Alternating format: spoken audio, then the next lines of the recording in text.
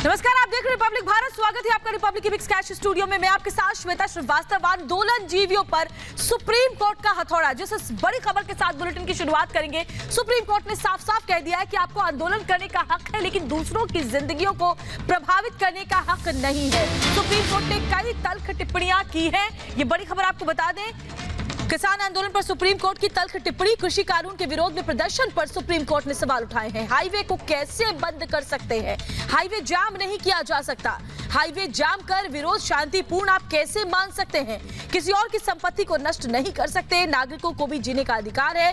पूरे शहर का गला इन आंदोलन जीवियों ने घोट दिया। सुप्रीम कोर्ट ने कहा, हमेशा के लिए अवरुद्ध नहीं की जा सकती सड़कें। लोगों की जिंदगी ऐसे प्रभावित होती है, लोगों का रोजगार प्रभावित होता है। ये कब तक चलेगा? सरकार कदम उठाए, सुप्रीम कोर्ट ने यह भी कहा है। अखिलेश राय हमारे साथ, हमारे सहयोगी सीधे जुड़े हुए हैं हमारे साथ। अखिलेश, सुप्रीम कोर्ट की तरफ से बहुत स्पष्ट कई बातें आज कही गई हैं। साफ साफ कहा गया है कि आपको आंदोलन करने का हक है, लेकिन दूसरों की जिंदगियों पर असर डालकर नहीं, दूसरों को नुकसान पहुंचाकर नहीं। बिल्कुल, सुप्रीम कोर्ट ने अपने पुराने एक फैसले का हवाला दिया, जिसमें साफ तौर पे कहा गया है कि आपको शांतिपूर्ण रूप से धरना देने, प्रदर्शन करने का पूर्ण संवैधानिक अधिकार है, लेकिन इसके लिए आप किसी की जिंदगी को, किसी दूसरे की जिंदगी को प्रभावित नहीं कर सकते। और यह फैसला सीए के मामले में जब धरना दिया गया था, रोड ब्लॉक की गई थी, उस पर दिया गया था। और जब तो सुप्रीम कोर्ट ने किसानों की मुद्दे पर समस्या शुरू हुई थी, उसी समय जस्टिस बोबड़े, जो चीफ जस्टिस ऑफ इंडिया थे, उन्होंने सभी संगठनों को नोटिस जारी कर कहा कि आप सुप्रीम कोर्ट में आइए, हमें बात करिए, किससे कमेटी बनवानी है, कैसे क्या करना है।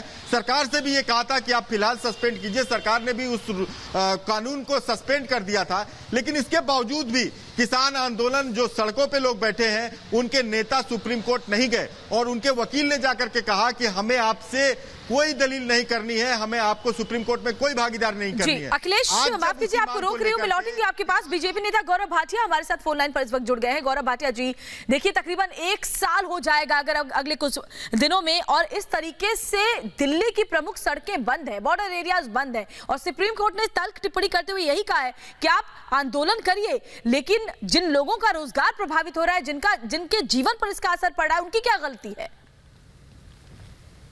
आपने बिल्कुल सही कहा। आज सर्वोच्च न्यायालय ने कड़ी फटकार लगाते हुए इन आंदोलनकारियों को, इनको आंदोलन जीवी भी कहा जा सकता है, ये कहा है कि आप अगर प्रदर्शन करते हैं और उसके बाद आम जनता को असुविधा होती है, वो अपने काम पे नहीं जा सकते। हमने देखा था कुछ दिन पहले किस तरह से एक लंबा जाम लगा हुआ था हाईवे पे, तो ये कैसे उचित है?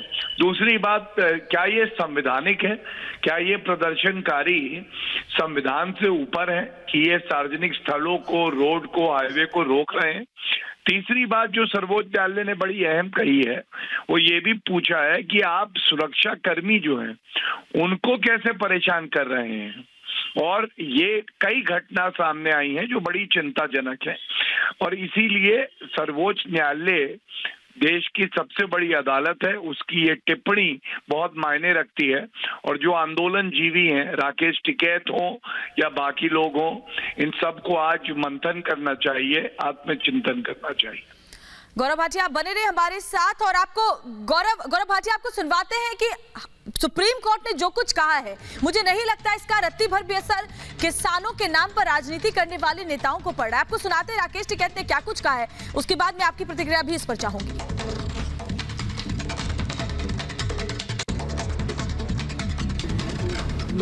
हमने हाईवे रोक रखे, हाईवे पुलिस ने ब्लॉक कर रखे, हमने नहीं कर रखे।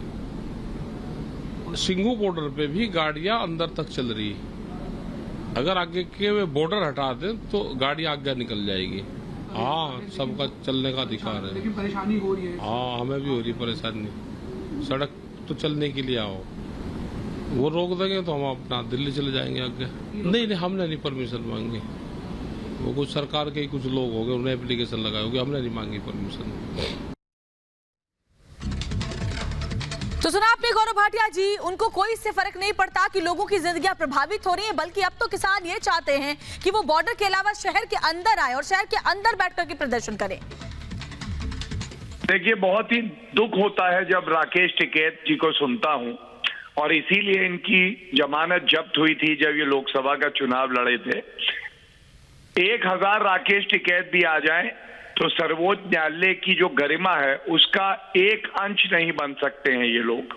और ये वही राकेश टिकैत हैं जो बक्कल उतारने की बात करते हैं, ट्रैक्टर को टैंक बताते हैं। 26 जनवरी को क्या किया इन्होंने तिरंगे के साथ हमने देखा। इन पे कम ही टिप्पणी की जाए तो अच्छा है, क्योंकि जनता इनको खुद सबक सिखाई। जी गौरव भाटिया जी, सरकार भी बार बार कह चुकी है कि देखिए संवाद से ही समाधान निकलेगा। कई दौर की वार्ता पहले हुई भी, लेकिन हर बार ऐसा लगा कि जब भी किसान नेता वहां पर पहुंचे संवाद के लिए, किसी समाधान को लेकर के पहुंचे ही नहीं या किसी समाधान निकालने के मूड में पहुंचे ही नहीं। देखिए, बिल्कुल सही कहा। और इस संदर्भ में हमें पूरी घटनाओं को देखना चाहिए। तीनों जो कानून पास हुए ये पार्लियामेंट संसद से पास हुए। सर्वोच्च न्यायालय ने इस पे रोक लगा रखी है और 11 दौर की बातचीत सरकार ने करी है इन आंदोलनकारियों के साथ। आप मुझे बताइए, शर्त रख के कि पहले आपको वापस लेना ही पड़ेगा, काला कानून है, क्या कोई बातचीत सकारात्मक रूप से हो सकती है? और दूसरी बात, इनसे पूछिए कि इस कानून में काला क्या है, क्योंकि हमें तो आपकी नीयत काली लगती है, तो ये एक प्रावधान नहीं बता सकते। और प्रावधान तो छोड़िए, ये 3 कानूनों के नाम नहीं बता पाएंगे। बिल्कुल, बहुत बहुत शुक्रिया गौरव भाटिया जी। तमाम बात